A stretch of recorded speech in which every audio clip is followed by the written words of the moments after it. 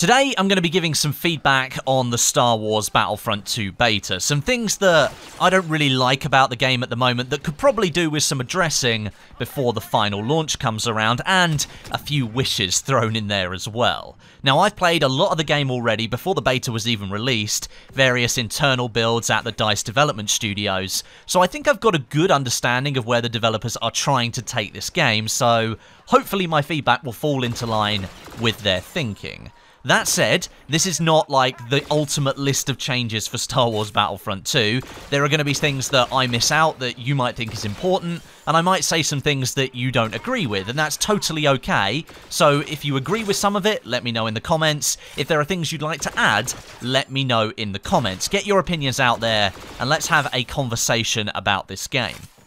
So first of all then, let's talk about what everyone else is talking about, the crate system in Star Wars Battlefront 2. Now this has been received in quite a hostile manner by the community, and people are split over whether it really is pay to win or whether it isn't pay to win. But to give you an overview, star cards which can boost or swap out your abilities on the trooper classes, the reinforcements and the heroes and the starfighters, there are loads of them, they come in 4 different rarity levels, and the rarer the card, the more powerful the boost or the change. Now you can buy crates with real money in the final game, and therefore you're theoretically able to gain an advantage over somebody else if you buy loads of crates and then unlock all of the high level items. Now that advantage is dependent on your skill level, because as we all know, having the most powerful blaster in the game is of no use to you if you're just rubbish at aiming the thing. But I will say that DICE and EA are straying very close to the line of pay to win here because of some of the absurd values these star cards multiply your power by. I kid you not, some of them are absolutely ridiculous. Now, the first step that DICE could take to perhaps quell some of these complaints is to untie the star card slots, you get 3 of those for each character, from the progression system via the crates. At the moment, you can unlock 3 different star card slots by opening crates and obtaining star cards for that trooper class. The more cards you get, the more slots open up, which means your progression is controlled by a random crate opening. This is not conventional. I don't really think it's very fun because it's not real progression. It's not like you're playing the game to further your character, and I don't really think it's very fair to players because of how random it is.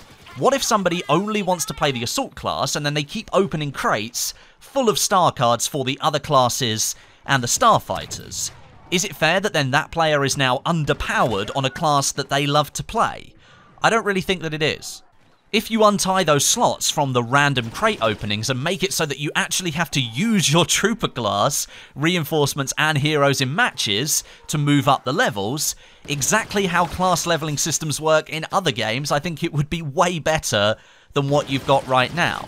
Say when you reach rank 10 for a different trooper class, you could apply a second star card to that class. First of all, you'd have to work to get to rank 10 before having the option to equip a second star card, and that forces you to then make a choice over which star card you have in that one slot before you reach the required rank. There's a little bit more thought involved there, and it's not just generated by random numbers of how many slots you have, because you could get that right at the start of the game, or it could be a good 20 or 30 hours in before you get a star card for that other class.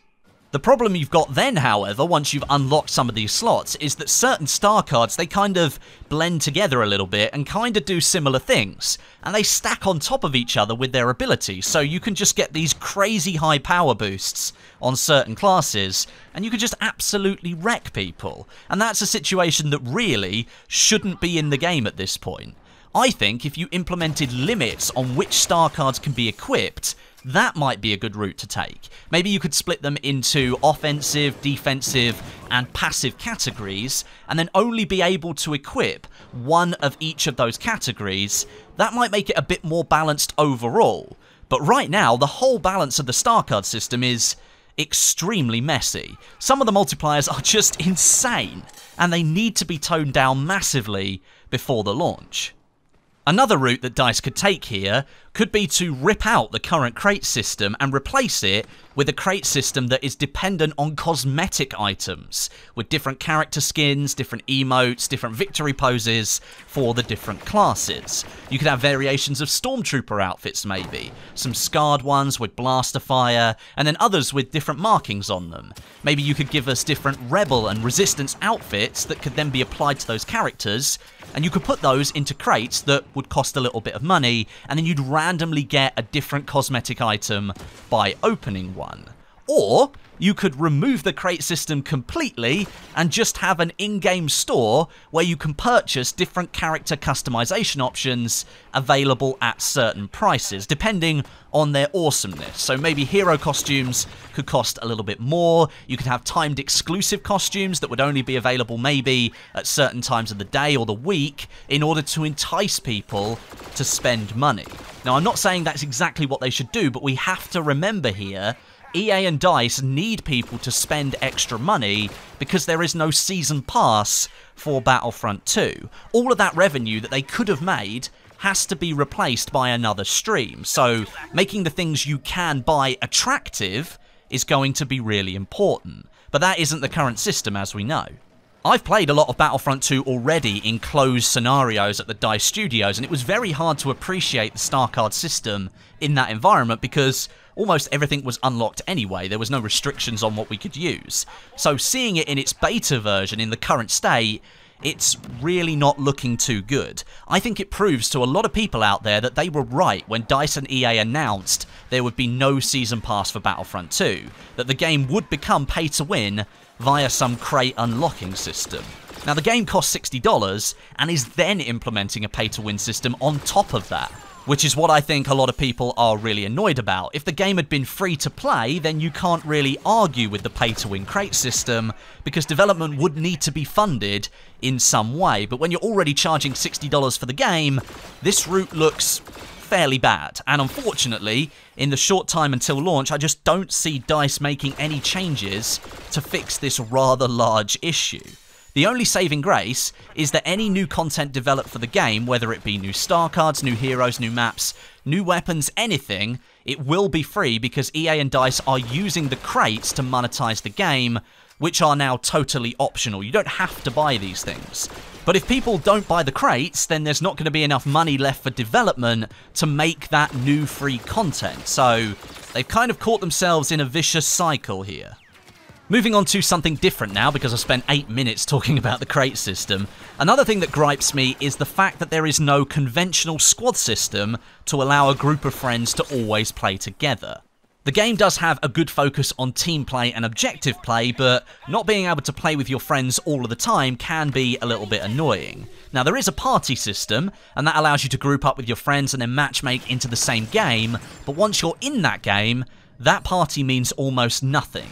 You spawn into the map in waves with whoever else happens to be respawning at the same time as you, rather than being allowed to choose a location where you want to spawn, or a person that you want to spawn onto, and I think that's quite limiting. The game does make you aware that sticking with the people you spawned in with will give you a points bonus, but there must be a bug in the game right now because I can't actually see who's in my squad. I think they're supposed to be highlighted in green on the minimap and have green name icons on the HUD. At the moment, as soon as people spawn in, they all just go in different directions, so the system isn't working as intended. And if I wanted those green icons to highlight anybody, I'd want them to be highlighting my friends in a proper squad system. I think it's too much to ask for a squad system at launch, and I think it's something they could add after the launch with one of their updates. Whether they go down that route, though, is up to the developers. From my understanding, this kind of system is what they want to go with moving forwards, but if they get enough feedback, maybe it's something they'll take on board. Another issue I noticed during Galactic Assault, the longer I played, the more I saw the same people using the heroes via the battle point system. The top players would work up enough points much faster than the other players, and then they'd hog the heroes all round as they continued to rack up more battle points. Now, they're just exploiting the system at the moment, so I don't blame them, but the system shouldn't be able to be exploited in that way. This led not only to people complaining that they couldn't get the heroes as someone else was always using them, it meant that most people weren't spending their battle points on some of those lower level items like reinforcements and vehicles. Galactic Assault on Theed essentially became an infantry-only mode besides the MTT. Most players wanted to save their points to activate a hero if they got the chance.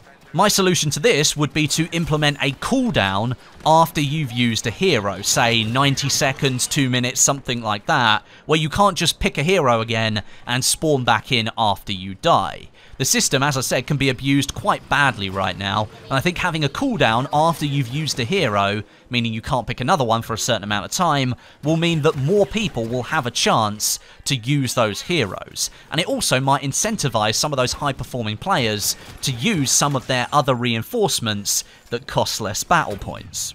Some graphical issues now. I mentioned this the other day, but I think we need to see some more graphical toggles for things like film grain and chromatic aberration so we can switch those things on and off as we please. I'm not a huge fan of intrusive graphical effects, which is why my motion blur is always set to 0% in every game that I play, but having toggles to turn off all of these added extras would be nice. These toggles now exist in Battlefield 1, which is built on the same engine, so it'd be nice to see DICE add those options into the final game.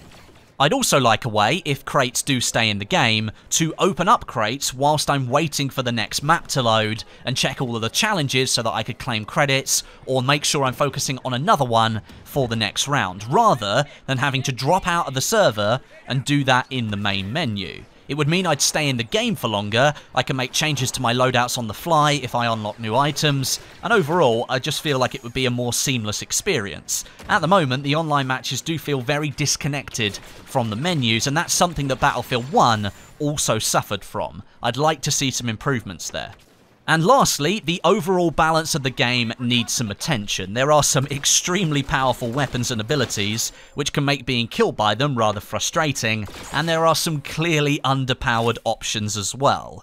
I'm looking at you, Mr. Flame Trooper. Again, these kind of things need to be brought into line and tweaked a little bit. Of course, this is exactly what a beta is for, tweaking and fine-tuning things for the launch, so I wouldn't be surprised if we see DICE release some kind of statement soon about what they are actually changing for the launch. Overall, I had a lot of fun in the Star Wars Battlefront 2 beta, but I do have some big concerns, mainly surrounding the crate system and how that's directly tied to your progression.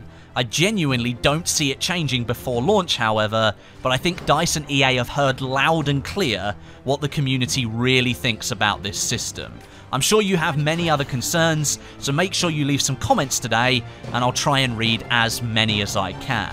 But until next time, my name is Westie, and I'll catch you guys in the next video.